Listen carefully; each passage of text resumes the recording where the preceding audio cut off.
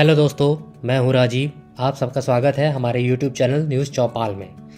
आज हम बात करने वाले हैं भारतीय इतिहास के सबसे अय्याश राजा और रानी के बारे में। भारत का इतिहास ऐसे अनेक वीरों के किस्से और कहानियों का साक्षी रहा है जो कि हमें बहुत ही गौरवान्वित महसूस कराते हैं।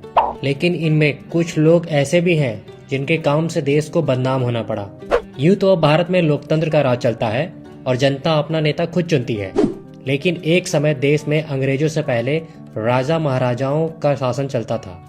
उस समय राजा ही सब कुछ होता था।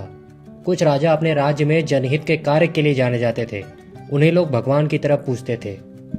लेकिन कुछ लोग हमेशा से ही बदनाम रहे हैं। आज भी उनके शासन को काले इतिहास के तौर पर जाना जाता है।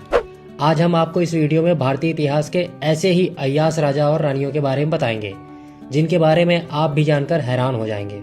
तो चलिए सबसे पहले आपको बताते हैं इन्हीं में से एक पटियाला के राजा महाराज भूपिंदर सिंह के बारे में, जिन्हें आज भी लोग देश के सबसे अय्याश राजा के रूप में जानते हैं। पटियाला रियासत के महाराजा भूपिंदर सिंह को देश के सबसे अय्याश राजा के तौर पर जाना जाता है। भोग विलास में लिप्त रहने वाले भूपिंदर सिंह अपने किस्सों को लेकर आज भी मशहूर है। उनकी 365 रानियां थीं, जिनके साथ वो अनोखे तरीके से रात बिताते थे। कहा जाता है कि कोई कपड़े पहनकर उनके महल में प्रवेश ही नहीं कर सकता था। वैसे तो महाराज भूपिंदर सिंह की 365 रानियां थीं, लेकिन उनमें से 10 को ही पत्नी का दर्जा प्राप्त था। महाराज भूपिंदर सिंह किस रानी के साथ रात बिताएंगे, इसका फैसला भी बड़े ही अनोखे अंदाज से किया जाता था। बताया जाता है कि हर रात 365 लालटेन को जलाया जाता था, जिन पर सभी रानियों का नाम अंकित होता था। जो लालटेन सबसे पहले बुझती थी, महाराज उसके साथ ही रात बिताते थे। ऐसा हर दिन होता था। उनकी अय्याशी के किस्से हमेशा चर्चा में रहे हैं। दूसरे नंबर पर आते हैं मुगल बादशाह शाहजहां। ताजमहल का नाम आपने सुना ही होगा। ताजमहल का नाम सामने आते ही हम शाहजहां को याद करते हैं और आज इन्हें दुनिया बड़े सम्मान से याद करती है। वह दुनिया को दिखाना चाहता था कि सच्चा प्यार खूबसूरत हो सकता है।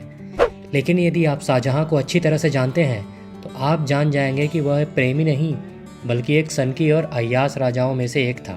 लेकिन उसकी अय्याशी और जिद ने उसे इस हद तक पहुंचा दिया था कि वह अपने सेना के सूबेदारों की पत्नियां समेत अपनी सगी बेटी से भी शारीरिक संबंध बनाने लगा था। शाहजहां की 13 पत्नियों के अलावा उसके हरम में 8000 औरतें थीं, जिनके साथ वो अपनी इच्छाओं के मुताबिक भोगविलास करता था। आप यह जानकर हैरान हो जाएंगे कि मुमताज का नाम मुमताज महल था ही नहीं, बल्कि उसका असली नाम अर्जुमंद बानो बेगम था। और तो और जिस शाहजहां और मुमताज के प्यार की इतनी डींगे हाँकी जाती है, वो शाहजहां की ना तो पहली पत्नी थी और ना ही आखिरी। शाहजहां ने मुमताज से पहले भी 3 शादियां कर रखी थीं और मुमताज से शादी करने के बाद भी उसका मन नहीं भरा था, तो उसने उसके बाद भी 3 शादियां की। और यहाँ तक कि मुमताज के मरने के बाद 1 हफ्ते के अंदर ही उसकी बहन फरजाना को अपने घर ले आया, जिसे उसने रखैल बनाकर रखा था। इसके अलावा भी उसकी कई रखैल थी जो महलों में वह अपने साथ रखता था। इसके बाद नाम आता है हैदराबाद के राजा मिर्ज़ा उस्मान अली का नाम। जब आप भारत के सबसे अमीर लोगों के बारे में सोचते हैं तो आपके दिमाग में अडानी और अंबानी का ख्याल आता होगा, लेकिन आप गलत हैं। दरअसल अगर आप अपने इतिहास के पन्नों को पलट कर देखेंगे तो आपको पता चलेगा कि भारत में ऐसे लोग भी जन्म लिए थे जिनकी संपत्ति के सामने अडानी अंबानी की दौलत कुछ भी नहीं है। मीर उस्मान अली खान एक ऐसा ही नाम है। भारत में करीब 565 छोटी बड़ी रियासतें थीं। इन सभी रियासतों में से हैदराबाद काफ़ी समृद्ध राज्य था और इस रियासत के अंतिम नवाब निजाम उस्मान अली खान ही थे। उन्होंने 1911 से 1948 तक लगभग 37 सालों तक हैदराबाद पर शासन किया। हैदराबाद के निज़ाम को दुनिया के सबसे अमीर इंसानों में से एक माना जाता था। उस्मान अली खान का 1967 में 80 वर्ष की आयु में निधन हो गया। साल 1965 में जब भारत चीन से लड़ रहा था, तब भारत की आर्थिक स्थिति काफ़ी कमज़ोर हो गई थी। तब तत्कालीन पीएम लाल बहादुर शास्त्री ने देश के अमीर लोगों से आर्थिक सहायता मांगी थी। इसमें उस्मान अली खान भी शामिल थे, जिन्होंने भारत सरकार को बिना देरी के 5000 किलो सोना दान में दिया था।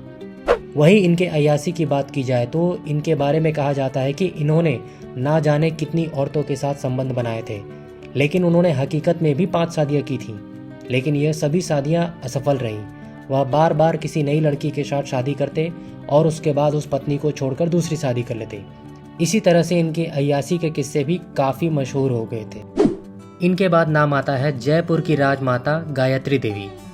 भारतीय इतिहास में जयपुर की महारानी गायत्री देवी का नाम बड़े ही आदर के साथ लिया जाता है। वह राजकुमारी जिसने शादी के बाद अपना राज्य संभाला, राजनीति में आई तो देश के लिए योगदान दिया, राजकुमारी से महारानी कहलाई और फिर राजमाता। वह जयपुर के महाराज सवाई मान सिंह द्वितीय की तीसरी पत्नी थी। कहा जाता है कि वह किसी मामले में पूर्व प्रधानमंत्री इंदिरा गांधी से कम नहीं थी। इंदिरा के साथ उनका विवाद हमेशा से रहा। वही उनकी प्रेम लीलाओं की बात की जाए तो महारानी इसमें भी काफ़ी आगे थी। उन्होंने महज 12 साल की उम्र में ही यूपुर के राज मान सिंह बहादुर को दिल दे बैठी थी। वही मान सिंह पहले से ही शादीशुदा थे। इस तरह से देखा जाए तो उन्होंने अपने पिता से कुछ ही साल छोटे व्यक्ति से प्यार करना शुरू कर दिया था। वही उनकी पहले से ही 2 शादियां हो चुकी थीं, लेकिन गायत्री ने उनकी तीसरी पत्नी बनना स्वीकार किया। मान सिंह उनसे उम्र में भी बड़े थे। जब गायत्री 16 साल की हुई तो मान सिंह ने शादी के लिए पूछा और फिर गायत्री देवी ने हामी भी भर दी। कहा जाता है कि गायत्री देवी का जन्म एक बहुत ही आलीशान महल में हुआ था और उसमें 500 से भी ज्यादा नौकर काम किया करते थे। गायत्री देवी को वाहन और शिकार का भी बहुत शौक था। वह 12 साल की थी जब उन्होंने पहली बार एक तेंदुए का शिकार किया था। महारानी घुड़सवारी और पोलो खेलने में माहिर थी। उनके पास कई मर्सिडीज गाड़ियां भी थी और रानी गायत्री देवी के पास एक कार और एक विमान भी था। उन्होंने अपना जीवन काफ़ी रॉयल तरीके से, ये भी कह सकते हैं कि काफ़ी अय्याश तरीके से बिताया था। इनके बाद जिनका नंबर आता है, आज आपको एक रानी जो अपनी रॉयलनेस के लिए बहुत फेमस थी, इनके बारे में बताते हैं। जी हाँ, हम बात कर रहे हैं कूच विहार की महारानी इंदिरा देवी की, जो बेइंतहा खूबसूरत तो थी ही, साथ ही में गजब की फैशन परस्त भी थी। इंदिरा देवी जयपुर की राजमाता गायत्री देवी की माँ थी और इन्हें एक जमाने में देश की सबसे सुंदर महिला माना जाता था। जी हाँ, इनसे पहले जिनका नंबर था, हम उन्हीं की बात कर रहे हैं। रानी जितनी फैशनेबल थी, उनकी निजी जिंदगी भी कुछ कम नहीं थी। सजने संवरने की शौकीन महारानी इंदिरा देवी पहनावे को लेकर हमेशा सजग रहा करती थी। वह विदेशी फैशन के भी लगातार टच में रहती थी। वहीं उनके हॉलीवुड के कई स्टार अच्छे दोस्त थे। साड़ियों के साथ महारानी को डिजाइनर खूबसूरत जूतों का भी शौक था, इसलिए तो वह एक साथ ही कई डिजाइनर जूतों का ऑर्डर दे देती थी। अपने लिए खास हीरे मोती वाला जूता तैयार करने के लिए उन्होंने 20वीं सदी की इटली की नंबर 1 डिजाइनर कंपनी को 100 जोड़ी जूते बनाने का ऑर्डर दिया, जिसमें से एक हीरे और रत्न जड़कर तैयार करना था। अब अंत में हम बात करने वाले हैं भरतपुर के राजा किशन सिंह की, जो कि अपने अजीबोगरीब शौक के लिए जाने जाते थे। राजा अपनी अय्याशी के लिए काफ़ी मशहूर था। उन्होंने अपनी हवस को पूरा करने के लिए एक नहीं बल्कि 40 शादियां की थी। उनकी उस समय 40 रानियां थीं। वह रानियों के इतने दीवाने थे कि उन्होंने कई शादियां की और वह रोजाना अलग अलग रानियों के साथ रात बिताना पसंद करते थे। उन्होंने अपनी रानियों के लिए एक सुंदर सी गुलाबी संगमरमर की झील भी बनाई हुई थी। वही झील के किनारे उन्होंने सीढ़ियां बनाने का फैसला किया, जहां पर वह अपनी रानियों को नग्न अवस्था में खड़ा करते थे। इसके साथ ही वह मोमबत्ती लिए नाचती भी थीं। उसके बाद सबसे लंबे समय तक जिस रानी की मोमबत्ती जलती थी, वह उस रानी के साथ ही रात बिताते थे। उनके इस तरह से अपनी रानियों को चुनना उनकी हवस को भी जाहिर करता है। तो दोस्तों, यह थे आज के इस वीडियो में हमारे द्वारा बताए गए कुछ भारतीय इतिहास के सबसे अय्याश राजा और रानी, जिनके शौक भी काफ़ी अजीबोगरीब थे। आने वाले वीडियो में हम कुछ इसी तरह के अन्य राजाओं के बारे में हम आपको अपनी जानकारी देने वाले हैं। इसके लिए हमारे चैनल को सब्सक्राइब करना ना भूलें और हमारे वीडियो को लाइक ज़रूर करें। धन्यवाद।